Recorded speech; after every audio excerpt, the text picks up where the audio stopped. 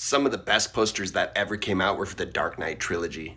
And these posters were ferocious. They let us know right off the bat this is going to be an intimidating villain.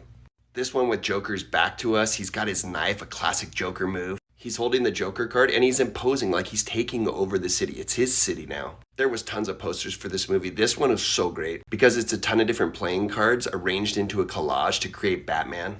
And then, of course, Joker's blood smile making fun of him. I was given an official one of these from the theater. I got it framed. I'll show you guys later. But the best Dark Knight poster. I'm going to need Marvel and DC and everybody to learn about this poster. Start making scary stuff like this. Heath Ledger's Joker behind the foggy glass writing his famous line, "Why so serious?" This is going to be the theme for this movie. It was going to blow us away. And of course, he's completing his Joker smile with that good red juice. This is in my top 5 DC posters of all time. If we're going to be breaking down movie posters, I cannot leave this out. And this goes all the way back to 2011, just showing the majesty of what Thor as a character would be. And I do think there's a little comparison to Superman. I totally see that. Marvel has their own version from another realm coming to our Earth to be a hero. But this poster is aged just so well with the light shining off of his scale mail armor. And just with him standing this way, this poster tells a story, what we're getting into for this movie. The hammer's kind of draped low and not lit up and not featured. Because even though Thor's powerful, he would be disgraced in this movie and he has to get on his character arc to work his way back to being worthy.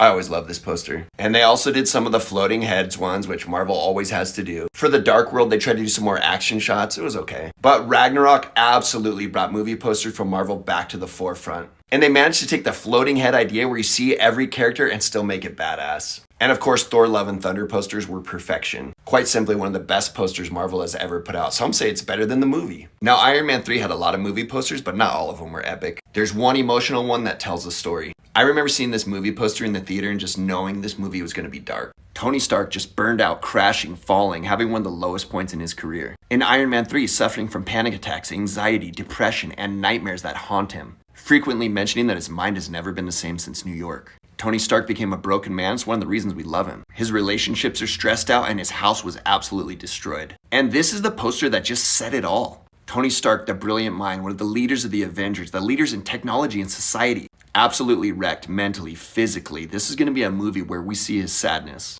Iron Man 3 kind of redeemed Iron Man 2 for a lot of fans and finished this trilogy off nicely. Let me know if you have this poster and let me know if we should analyze some more movie posters. It's just too perfect. It's too perfect. And it gave us that symbolism that like big things come in small packages, which is kind of like what Paul Rudd was for an Avenger. He ended up becoming a huge crowd favorite, a great addition to the team, and he was just this comedian that came out of a whole other world of movies, and he's a great Avenger. The follow-up poster for Ant-Man and the Wasp did the same thing, which was great. And the other series of original Ant-Man posters said, "No shield, no armor, no problem."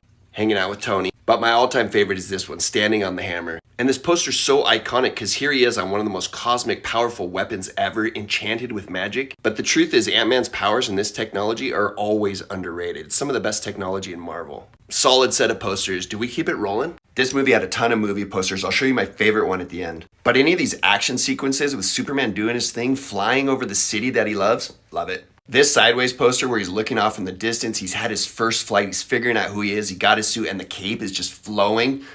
Beautiful. Underrated poster, underrated movie.